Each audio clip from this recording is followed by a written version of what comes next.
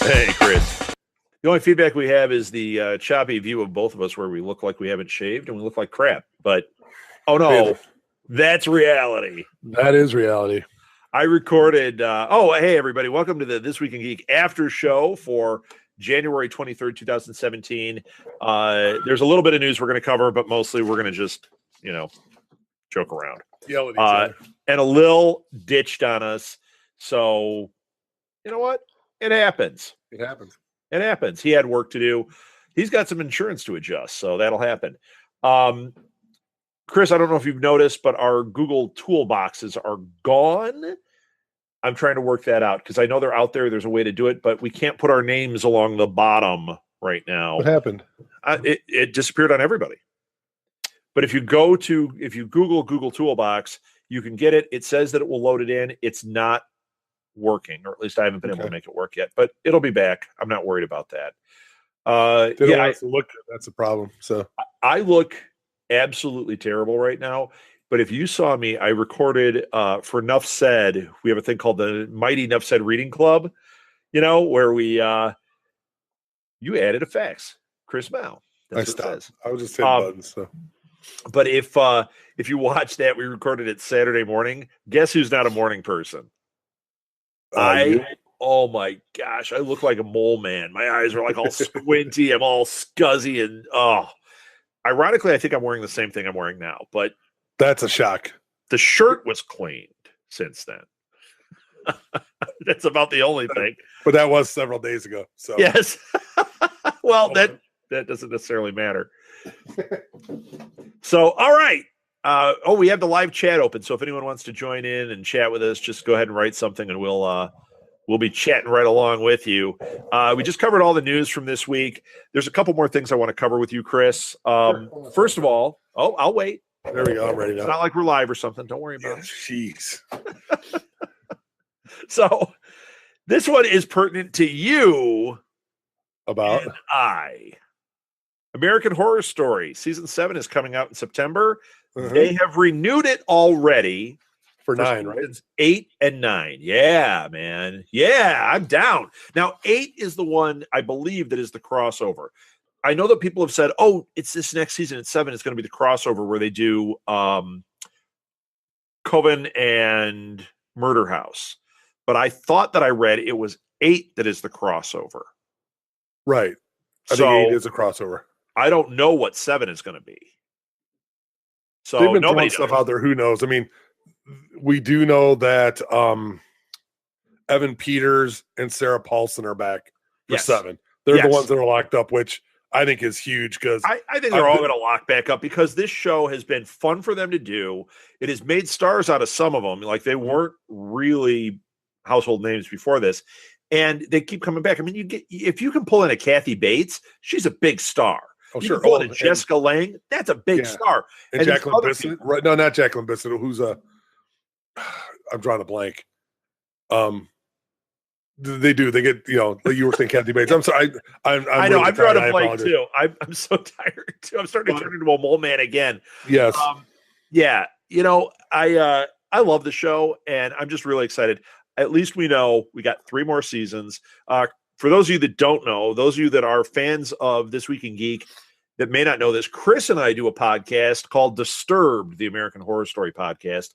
And we've done the last couple of years. It's been just a blast. Sure. It's been wonderful. We're actually working on doing an off season of the first season again. Since we started, did we start with Freak Show? Is that where you and I started? We didn't start with Hotel, did we? We started with Freak Show, then Hotel, no, and we just did a new one. No, we did Hotel. We didn't do Freak. No, we did. We came into Freak Show. We did do Freak Show because we talked about Chickless. Yeah, we did. So it was Freak Show. Sorry. So we're going to go back to season 1, The Murder House, and talk about that in the off season. So we got to get on that pretty soon. But if you're a fan of American Horror Story, the podcast is a lot of fun. People really like it. We have a pretty big following on there. Yes. And to us, this is just great news. It's such a fun show to talk about. Well, you know what? It's interesting, and I think they do a good job of doing it something different every year. Even though last year was really interesting, it got a little corny at the end, but still it was great. Well, it tends to have an issue in the last couple episodes, right? But you know what? It's the ride. It's not that's the story necessarily as much as the ride. So many wild things happen. I mean, this season had so many shockers. Oh, sure. I actually think the ending wasn't bad on this one. It's just it either connected for you or it didn't. Right. I think I liked the end of this season more than you did, but I even felt it went off the rails a little bit, just like Freak Show. I think Freak Show was an amazing season. Sure. Last episode, a little soft. Hotel, last episode, maybe a little soft, even though I don't know. I love it. Of all of them, I thought Hotel wrapped up the best. It did. I think it did because the second to last episode really tied. I mean, the last episode was almost like the hey, farewell, thanks, guys. This was an awesome series. You could almost say that about Roanoke also. Yeah. So there was a lot of stuff to wrap up at the end of Roanoke because it was really a ton of stuff out there. But that last episode really almost could have been a standalone. If they had ended it on that episode prior, it would have left you wanting more. Sure. It would have left you questioning a lot, but it could have ended right there. Yes. So could have. I got another one. Oh, let's just cover some TV stuff. Do you watch Bates Motel? No. Dude, you know me. I know you're totally my busy. TV writing is next to impossible. So yeah. You need to binge it when you have a chance. Okay. I have enjoyed all the way through. A trailer hit for the new season. This is the last season. And Freddie Highmore plays Norman Bates. Vera Farmiga is, what's her name? Norma Bates. Norma Bates. I couldn't think of that. Abby Normal? What? I mean, we all know because of Psycho where this is leading, right? Yes. Because this is, now it's interesting. It's set in a different time frame, but it is following so much, and there's so many clues leading up to Psycho. Okay. This new season, forget any spoilers. If you watch the trailer, the spoiler is there. Okay. So I'm not going to tell you what happens in previous seasons, but this next season is Psycho, or at least there are going to be episodes that are going to be their telling of the Psycho story. Okay. So there's a shot in it where he's talking to his mother, and he goes down into the basement, and you hear her talking, and then the camera pulls, and she's in a cooler because he does taxidermy, and Vera Farmiga's sitting there with her eyes frozen open. It's ice all the way around her eyes. Right. It's the worst. It's before he's done the taxidermy on his mother, right? And and he's like, "Mother, please stop criticizing me." And you're watching it going, "Oh no." He's gone off the deep end. And Freddie Highmore is so excellent as Norman Bates. Mm-hmm. I mean, really creepy, off kilter. And Vera Farmiga is always excellent. Yeah, she's in fact, this is another one, man. The cast on this is great. You ever watch The Shield? Yes. Remember Clem? He's on it. He plays Norman Bates' brother, but he's only in a little bit.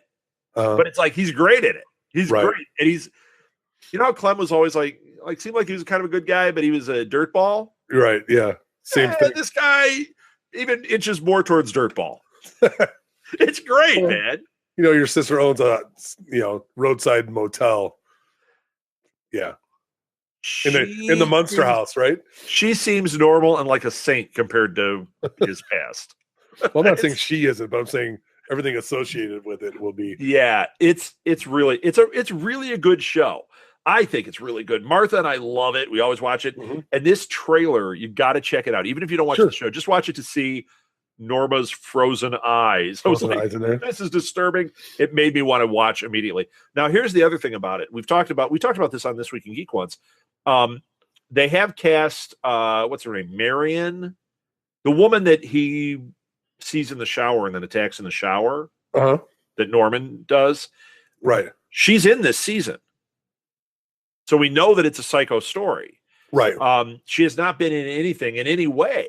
So it's going to take, because if you remember the movie, she's going to her sister. She gets in her car. She has to stop. She stops at the Bates Motel. The first night she's there, dead. Right. I should say, dead. Yes. Rihanna is playing Marion. Oh, wow. That'd be awesome. So, I don't know how good an actress she is, but as we know from the first one, she doesn't have to be in it very long. No. Just has to look good in the shower scene, and that's about it. That's about it. Freddie Highmore has to get charged up. Yeah, I think that'll happen. What was it? The End of the World? Was it that? What's the one with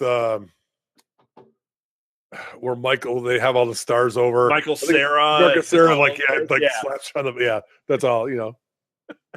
It's a drug collection or connection to it. As funny as those guys all are, Seth Rogen and all those guys, the kingpin of that movie for me Danny is McBride.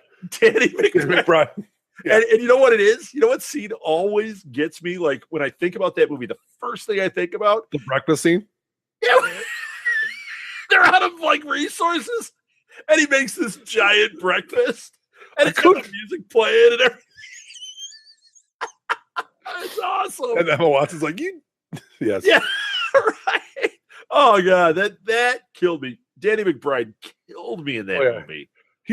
He's funny in almost everything he does. He is. Eastbound and Down, he was such a he was great in that show. Yeah, he was great. He was great in Tropic Thunder. I love that movie. As bad as so do I. Oh, it's great. He's even funny in Land of the Lost, which is not good, but he's funny in it.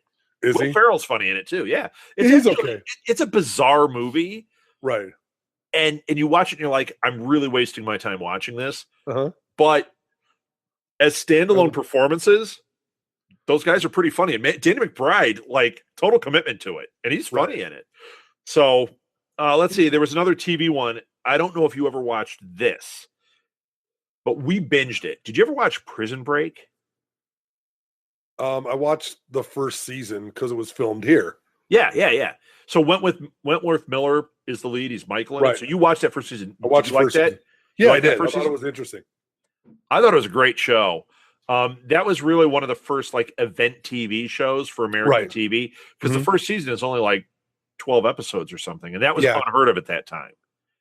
And it was a mid-season replacement, right? Wasn't it? Right. Yeah, I think it was over the summer or maybe winter. It was a short run.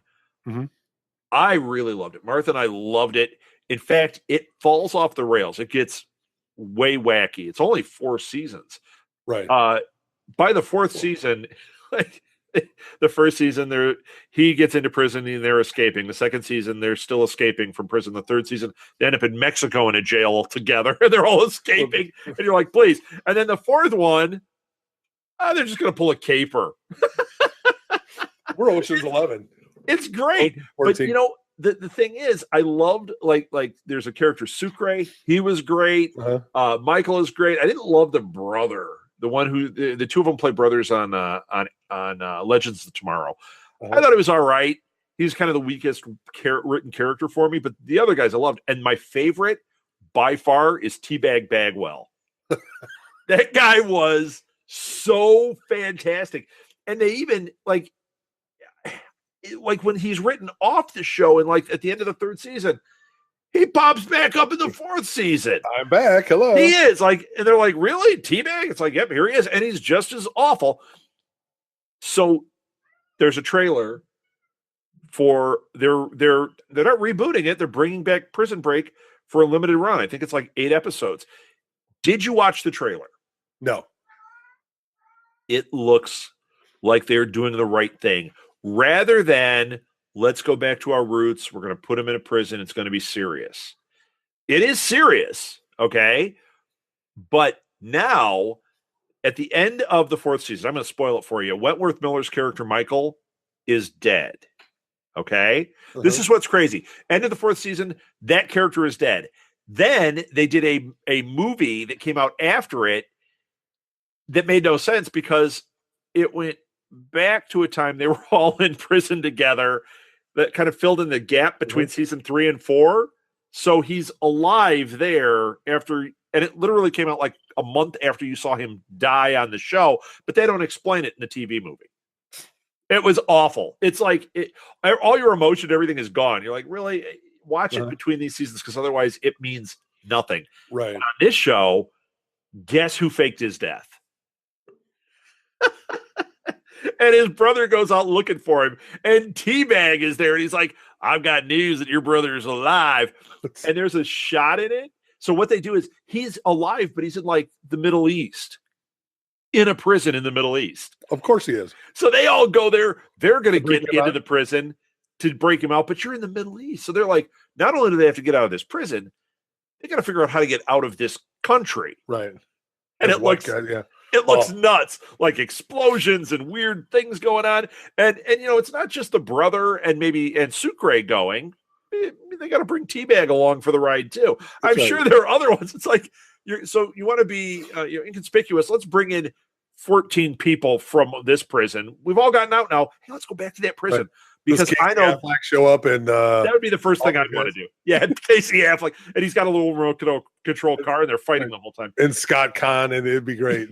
What's the other guy's name? I love that part of those Ocean. Oh movies, yeah, when they just argue with each other. They're like 3-year-olds. So right. So here's the other thing. There's a shot in it, like shot after shot. You're going, what the hell is going on here? It looks really like a fun watch, but. They show a shot with T-Bag laying on a couch or a bed, or he's like in a hospital, and he pulls his hand up, and he's got a metal like Darth Vader hand. Love it. What is this? What is this craziness? I mean, come on. We don't have robotic hands like this. He looks at it and goes, and you're like, oh my God, please make that part of the show not a dream. That's right. I woke up and I had a Luke Skywalker hand. It is. It's totally, man. Is this on Fox or what's it on? It's gonna. Oh, I think it's on Fox. Yeah, you know what? It didn't say, but I think I remember. It was a Fox show, right? It was a Fox show. Yeah.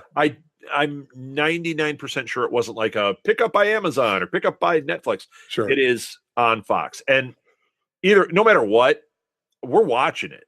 I mean. The train wreck or not, so.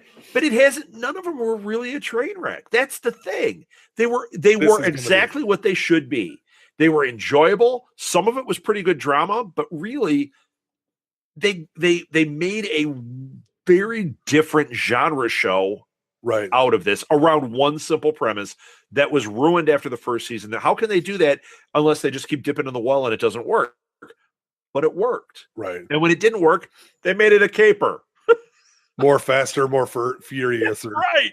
It's just like, yeah, that's it. So I thought it was great. Well, that's cool. I'm excited, man. I never, just that part of TV with the jobs I've always worked.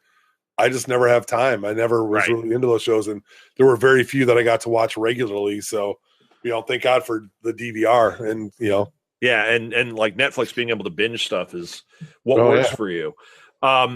Did you see the trailer for Star Wars Rebels? Yes. Oh. Now, I just started watching, and of course, if you go to like on demand, it's real sporadic. They have like episode 1 from season 1, episode 4 from season 1, episode 5 from season 1, then episode 12 from season 1. You're like, what?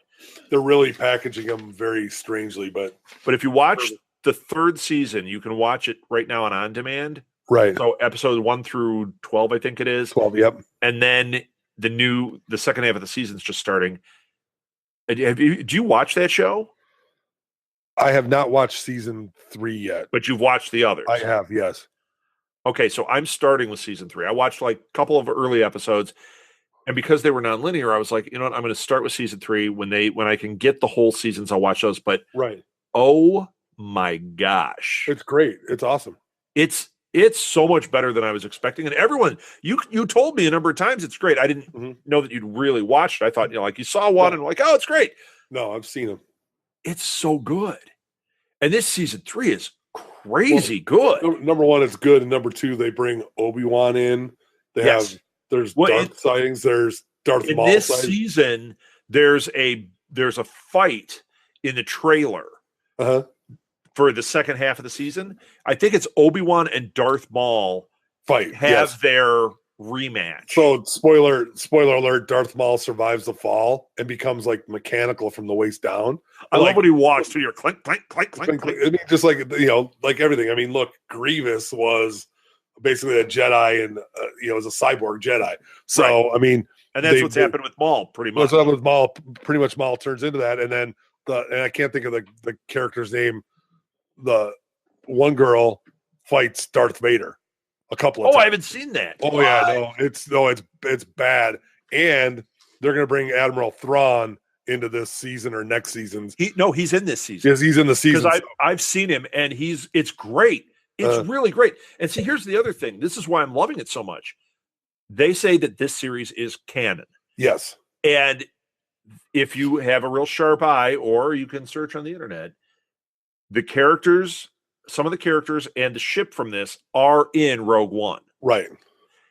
And knowing it's canon, and they're doing some really interesting things that if you were a good fanfic writer, these are the kind of things you'd be adding, like the dark saber, things like that. Right. They're saying it's canon. That means this stuff could pop up in a movie. That means this stuff is part of the story. Sure. I love it, man. Well, and I think they did that because it was set before they were ever going to touch it.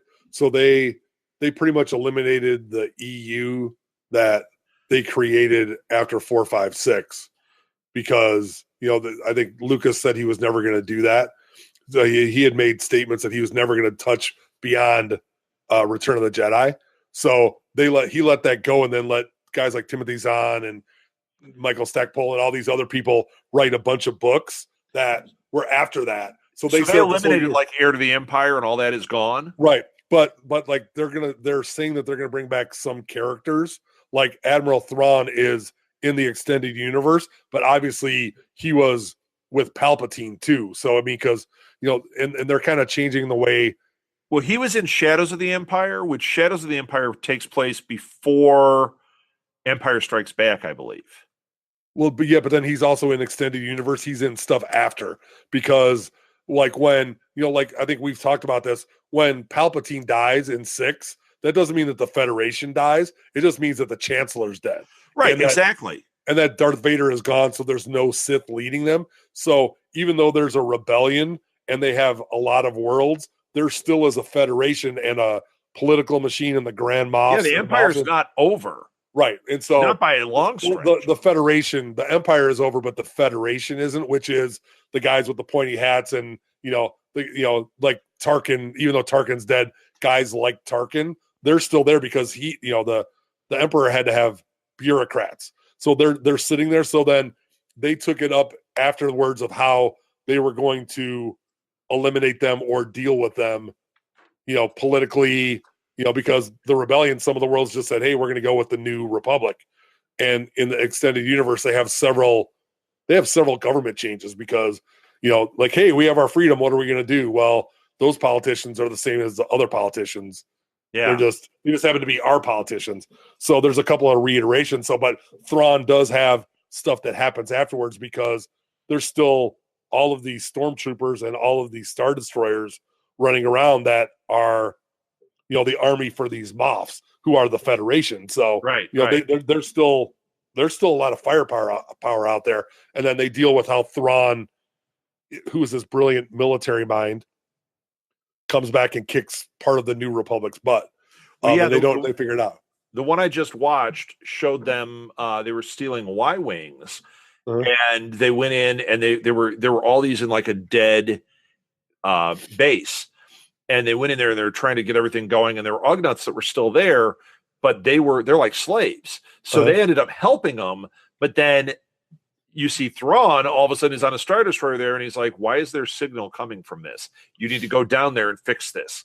And it was really great. I mean, Thrawn was really fantastic character. The way the original stuff with him goes is that his race is called Chiss, and they're like they're a very militaristic species, and they're very exact. They're very if I say I'm going to do it, I'm going to do it. And that's what they hold in high regard. Yeah. And so he was their best military genius, and they weren't defeated by the Empire or the Federation. Their forces held the Federation at bay. They didn't ever attack the Federation, but the Federation never took over the Chiss. And so there was some Jedi exploration or something that Palpatine convinced Thrawn to destroy, but the Chiss didn't want him to destroy it. So the Chiss basically kicked Thrawn out because he didn't follow the Chiss military code. Interesting. And so then the Emperor's like, this guy's a great guy. I'm going to take him. And so then he came and became part of the Federation and then moved his way up. And so this is all staying, what you're saying is all staying canon, right? No, they're changing it to where they don't really explain where he comes from, because they're Timothy Zahn is putting out a book in April about Admiral Thrawn. Oh, good. Because you know what, that's like an origins book for him, so where he came from, and they're kind of changing his beginning to where they basically just kind of discover him, and then he works his way up. So that's interesting, because that was something I did this week, and I haven't gotten through them because I just haven't time. But I went to the library and I got Aftermath. There's a second Aftermath. Mm-hmm. I got the Grand Moff Tarkin one, and there's a Rogue One. Right. Oh, and I got Bloodlines. Okay. All of those are considered canon. Right. And they take place like before Episode 7. They take place the Rogue One is before Rogue One. Right. But the reviews on these books are really great. And the Bloodlines one, I think, takes place just before 7. So I don't know. I'm really digging this, and I'm really liking where they're going with this extended universe. Sure. Phase 2. You know, well, they when they decided not to do what Timothy Zahn did, where he created a whole family for Han and Leia, when they changed that up, they got rid of a lot of stuff out there. There was a whole universe built off of that, which if they would have made, in my personal opinion, if they would have made just movies out of that, they could have made movies for 40 years. And that's how good that material was. But I think they're looking at it going, we can tell new stories and we can create new things. And there is a bit of a mess, because if you look like they couldn't use all those Marvel comics and they couldn't use all the Dark Horse comics. Now they have control of it, and they can say, this is the storyline we're telling. Like, I was reading the Darth Vader story, which is also considered canon. That's from the Marvel comics, and it's really great. And it introduces you to characters you have no idea about. But I could very much see some of these characters showing up, in these movies. Well, if they do it and they expand it, there's, again, we've talked about it. There's so many media outlets that they could do a lot of stuff and make it immersive and make it cool. Because the thing I liked most about Rogue One is it showed life in that universe that wasn't Jedi, that wasn't Sith, that wasn't like these superheroes. It was just plain people doing crazy stuff. It was absolutely the right inclination too. It took us in a completely new direction. Right. And it told us a new type of story. But to me, it was really exciting, like seeing everything from a different angle. Right. And like what was happening on that planet, seeing that environment. And that environment didn't feel like a singular environment, which is my complaint with the Star Wars movies. Every planet is one environment, period. In this, we saw that everything was taking place on this city, basically. Right. And there were a couple of environmental changes, even there, just like there would be in the real world. Right. I thought that was a really cool way to do it. There's a lot that makes sense about it. Plus, that hammerhead is the best thing ever. Oh, yeah. I love that. When it hits it, it's pulling it. I'm like, this is what the kind of stuff we want. And the Darth Vader scene, absolutely what we wanted to see. Right. And they still have some of the stupidity of the why in the hell are they meeting in the pouring rain on a landing pad in this horse but there's but that's Star Wars, man. Well, but they do some of that. But that is, you're right. Every time you look at Star Wars, their equipment's never dirty. It's always pristine, and they're in the middle of a desert. They'd be filthy all the time. Like they never, the starship doesn't have like big scorch marks, and sure it has some life to it, but they're never disheveled. The inside of the spaceship is always perfect. Like, no, that's not the way it's going to be. These people live in these small quarters. There's going to be everywhere. It's going to stink in there. Star Wars looks like that.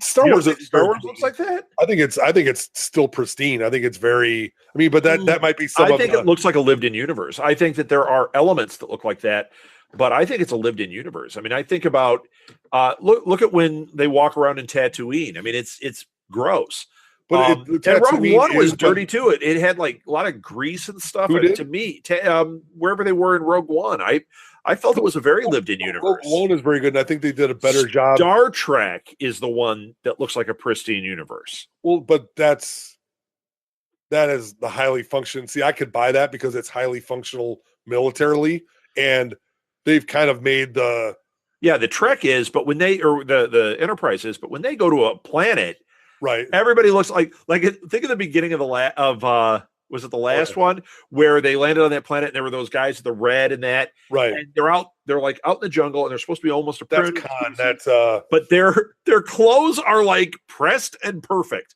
Right, come on, man. They live in huts, right? Yeah. Anybody watching this, look at me and then look at Chris. That's lived in. Yes, exactly.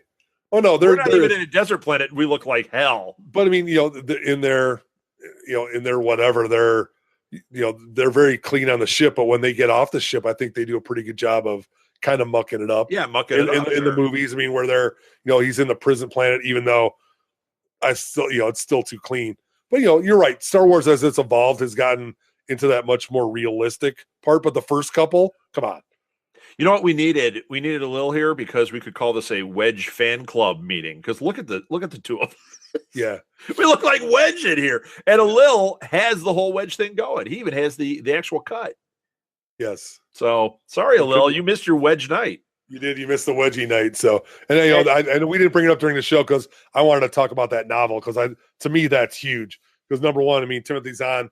At least I don't want to say throwing him a bone, but they're letting him write about a character he created and putting it back in the universe. So that Timothy Zahn that he wrote the first one, right? Shadows of the Empire. Yes, he wrote all the ones with Thrawn in them. So yes, those were great books. Oh yeah, those were great books.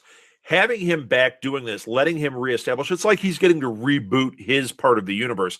Right. I love it. I can't wait for that. I didn't know about it. Now I'm totally down. Well, I actually was about to go reread those because I love those so much. There's some thought that he might come back in the later movies too. Yeah, I've heard that because he's still around. I mean, because even it's 20 years later, those guys aren't. They're not ancient. They're old.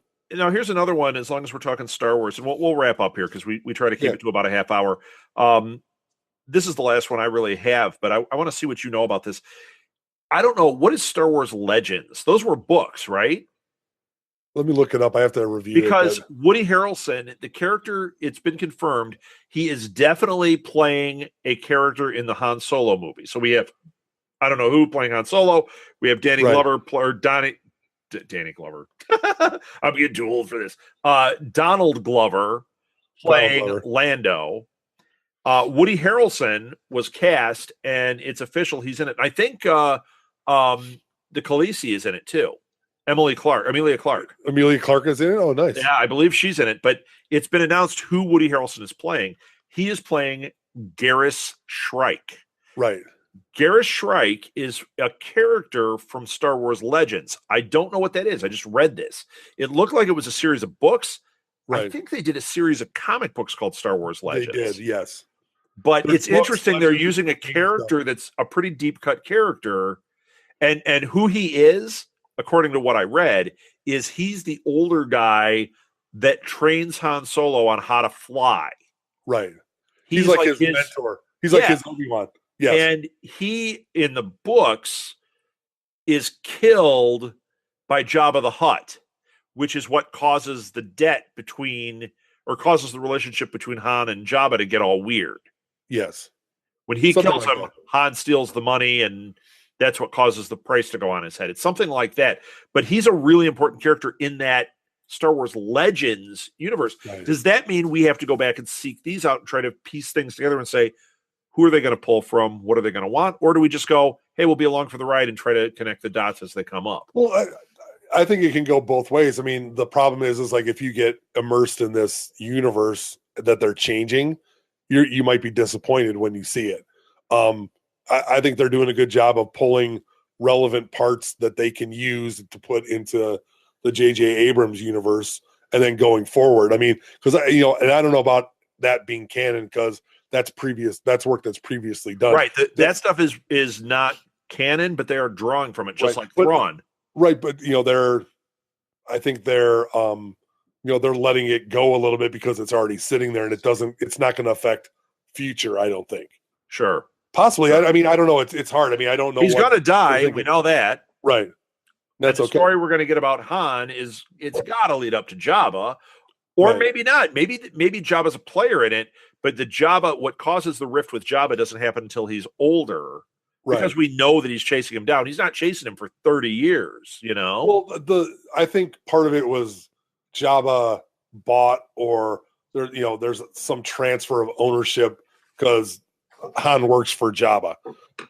So, and I don't know if it's because, I think the rift is that Han wasn't doing what he was supposed to, and kind of, Han Solo being Han Solo just did something crazy and then got busted for it and has no way to pay Jabba. The way I always understood it was Han dropped a load that was important to Jabba, and then he never paid Jabba back for the load. And so Jabba put a price on his head. Maybe, they have this whole thing with life debts with the Wookiees and everything. Maybe Han, maybe whatever happens, maybe the guy betrays, maybe this Shrike guy betrays Jabba. Jabba kills him. He's going to kill his apprentice, basically Han, and then Han starts working for him. Right. To prevent that from happening. Sure. But he's Han and he becomes rogue. And as it goes on, he realizes, I'm not going to do this. I'm going to escape this guy. I'm a hell of a pilot. And that's where we pick up with, episode 4. Well, I don't know how it walks in because, I mean, it appears like there might be 10 bounty hunters in the entire universe and they all work for everybody because some of them work for Jabba, but they also work for Darth because, Boba Fett works for both. Right. They all do work for both of them. So like the Hutts need them who aren't under Federation. Now I really hope we don't get a Hutt movie because watching the big CGI slugs is going to get real boring. But I don't mind him popping up. I don't mind Hutts popping up in these stories because they're interesting. They're a weird character. In the universe, in the Star Wars universe, they are a pretty integral part of the whole economy of the I'm sure, because they're not controlled by the Federation. They have their own territory. Right. Now they deal with the Federation. They tolerate them, but they're not controlled by them. So that's why people like Han Solo, all these bounty hunters and stuff, hang out in Hutt space because that's what it is. And Tatooine is because it's Federation free. Right, because the Federation isn't going to be there and controlled. Now, doesn't mean that the Federation doesn't show up. Like, when you have a big superstar destroyer, you just show up and do what you want. Right. Pretty much all of the movies, but they don't mess with them because the Hutts control the underbelly of everything. So they're like the mafia of the right. universe. That's exactly what they are. Yeah. Although they're big and sluggy. So, well, things happen. They put an In-N-Out burger on Tatooine, and look what happens. That's right. So, and Mos Eisley, order the animal burger, animal style. Yeah, let's wrap it up for this This Week in Geek after show for January 23rd, 2016. Good Lord. But we'll be back next week. So here's how it works: we record This Week in Geek at 8:00 Central. And that, if you want to tweet us questions or comments or anything, tweet us at SMG_TWIG. You can tweet me personally at R Southgate. You can tweet Chris personally at Blue Box Cafe 176, I believe. And you can tweet Alil if you want to communicate with him at LOGEEKZ. And if you have questions or comments, or you want to, have us put up a poll or anything like that, throw it on there. One thing I would suggest, go to our website, southgatemediagroup.com, which I'll put in the show notes. And I'll also put, this might work, so I'm pointing here and here. I'm going to have links to like our website and to other playlists. Sounds good. So if you click on that, and you go to our website, you can sign up for our email list. We have a deal with Entertainment Earth now, where we're going to be giving away some really cool toys and other things, all sorts of various properties, stuff that we would like, right? Yes, absolutely. So, and we also have like a link to some t-shirts and stuff. We have a series of t-shirts that are going to be limited edition that will be coming out. So definitely sign up for the email list at our website. Rate us and review us on iTunes, and rate us and review us right here on YouTube. But we love conversation. Right. So join us live here on Monday nights roughly 9 p.m. Central, and we have a chat room open. You can talk to us. Actually, I think it's on this side. No, it's the other side. Other way, I think. Bam. I don't know. I don't know which way it is. Yeah. You know what? It is. It's this side. Join us right here in the live chat, and we'll be chatting with you. And hopefully all three of us will be here when we do it. That's it. Chris, are you done? I'm done. Thank you. Yeah. Thanks for listening, everybody. And we'll be back next week. We'll be more or a weaker next week. Yeah, more geeky goodness. That's right. Good night, everybody.